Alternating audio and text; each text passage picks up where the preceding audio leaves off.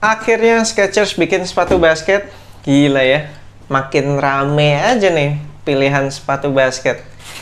Jadi makin pusing, makin bingung, atau makin senang abah sekalian dengan hadirnya banyak pilihan sepatu basket dari berbagai macam brand. Tulis ya di kolom komentar bawah ya. Oke, ini dia. Oke juga sih siluetnya.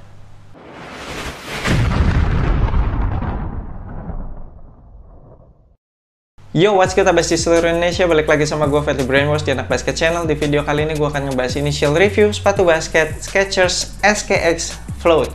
Sebelumnya gue mau ucapin thank you banget buat teman-teman di Skechers Indonesia yang udah ngirimin gue sepatu ini untuk di review. Appreciate it so much. Jadi sepatu basket Skechers ini baru ada 2 artikel saat ini. Ini adalah SKX Float yang gue pegang ini hadir dalam 2 pilihan lagi. Jadi Skechers SKX Float ini ada yang low top sama ada yang mid top. Yang low top nih kayak yang gue pegang ini, terus ada yang mid topnya tuh kayak lebih tinggi gitu ya. Nah, harga retailnya SKX Float yang low top ini 2 juta. Terus kalau yang mid topnya itu 2,3 juta, lebih mahal 300.000. Kemudian yang artikel satu lagi itu ada SKX Resa Grip. Harga retailnya 2 juta juga. Jadi sama nih kayak SKX Float yang low. Ada 2 pemain NBA yang diambil oleh Skechers sebagai brand ambassador mereka. Yang pertama adalah Julius Randle from New York Knicks, sama satu lagi adalah Terrence Mann dari LA Clippers.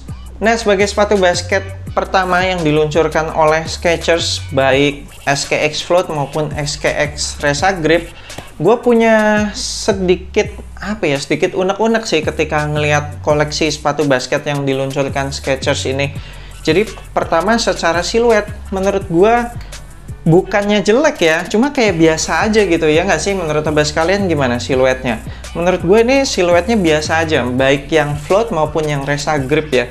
Kemudian pemilihan colorway-nya pun menurut gue kayak kurang berani gitu. Di tengah gempuran sepatu-sepatu basket dari brand China yang desainnya keren-keren, yang siluetnya keren-keren gitu ya. Terus colorway-nya juga berani-berani. Menurut gue agak kurang ngasih gebrakan sih si Skechers di peluncuran sepatu basket awalnya mereka ini. Unek-unek yang kedua adalah harga jualnya. Menurut gue harga jualnya cukup tinggi dengan harga jual 2 juta dan 2,3 juta gitu ya. Di awal-awal sebagai pendatang baru lagi kan di dunia sepatu basket. Kayak orang tuh udah terikat sama beberapa brand gitu. Terus tiba-tiba Skechers datang nih nawarin, nih loh gue bikin sepatu basket tapi dengan harga jual yang bisa dibilang menyamai bahkan lebih mahal gitu dari brand-brand yang selama ini udah kita percaya gitu. Agak sulit ya untuk menerima harga segitu untuk brand yang baru main di sepatu basket gitu kan. Harusnya untuk awal-awal boleh lah kasih murah dikit biar orang mau nyobain gitu. Abis itu baru gas ya kan. Oke lah, mari kita bahas material dan fitur-fitur apa aja yang ada di sepatu basket Skechers SKX Float ini. Dan enaknya di bagian boxnya itu udah ada contekan teknologi-teknologi apa aja yang ada di sepatu ini. Nah, ini fitur yang bagus nih menurut gue. Jadi sebagai konsumen, apalagi sebagai pemain baru, tentunya kan pengen tahu ada teknologi apa aja di sepatu ini, dan Skechers sudah langsung kasih contekannya di box. It's a good things. Untuk outsole-nya mereka berkolaborasi dengan Goodyear, sebuah perusahaan ban terkemuka di dunia.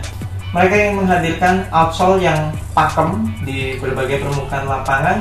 Terus juga pastinya pengen durable juga, kuat gitu. Apalagi buat abah sekalian yang sering main di lapangan outdoor nih, harusnya sih terjamin ya secara yang bikin Goodyear gitu loh. Untuk traction pattern-nya sendiri, mereka menggunakan circular traction pattern. Ini merupakan traction pattern yang sangat bisa diandalkan. Pilihan yang baik untuk Skechers pakai traction pattern circular kayak gini. Jadi konon katanya cuma ada 2 traction pattern yang paling bisa diandalkan, yaitu yang pertama adalah herringbone traction pattern, yang kedua adalah circular traction pattern kayak gini. Terus kalau gue dorong-dorong traction pattern-nya keras-keras gila sih. Terus juga dalam-dalam banget traction pattern-nya, jadi emang kelihatannya akan sangat durable sih ini, apalagi untuk penggunaan outdoor terus-terusan. Lanjut ke bagian midsole, mereka menggunakan dual density foam sebagai cushioningnya. Jadi yang bagian luarnya ini atau carriernya mereka menggunakan EVA foam. Dan kalau gue pencet-pencet, lumayan empuk sih, nggak keras-keras banget, masih bisa dipencet. Tapi kemudian di bagian dalamnya mereka menggunakan teknologi yang dinamakan Hyperburst. Nah, dari lubang-lubangnya si EVA foam ini kelihatan nih bentuk Hyperburst-nya tuh kayak mirip-mirip kayak bus gitu ya, kayak ada titik-titiknya gitu. Dan kalau gue masukin jari masih bisa dipencet sih, dan berasa kayak soft banget gitu, empuk banget. Jadi gue cukup yakin itu merupakan teknologi Hyperburst-nya di dalamnya si EVA foam itu. Kemudian di bagian midsole yang sisi luar tuh kelihatan ada penggunaan TPU plastik gitu, keras nih, yang warna hitam mengkilap ini. Tujuannya pastinya untuk memberikan lateral containment juga. Nah, yang gue nggak tahu apakah TPU plastik ini nyambung sampai ke telapak kaki. Jadi kemungkinan berfungsi sebagai torsional support juga. Soalnya kalau gue coba tepuk-tepuk sepatu ini atau gue pelintir gitu susah banget sih, keras banget. Jadi kemungkinan disebabkan sama TPU plastik ini deh, kayaknya berfungsi sebagai torsional support juga. Untuk material uppernya itu menggunakan beberapa jenis bahan fabric. Jadi di bagian toe-nya itu ada ini semacam bahan woven ya, woven fabric gitu. Kemudian bagian tengah sama bagian lidahnya itu pakai mesh fabric, dan bolongannya gede-gede banget sih. Ini kayaknya bakalan breathable banget deh nih sepatu. Baru di bagian belakang itu ada sedikit penggunaan material synthetic leather, dan bahan synthetic leathernya ini agak-agak murahan ya, kurang premium gitu bahan synthetic leathernya. Untuk sepatu dengan harga 2 juta dan 2 juta ke atas loh. Kemudian ada penggunaan fuse overlay di beberapa area. Material tali pakai flat laces, jadi yang gepeng-gepeng gitu. Untuk padding lidahnya oke sih, ini padding lidahnya tebal dan padat. Terus untuk padded collarnya juga berasa tebal dan padat kalau gue pencet-pencet.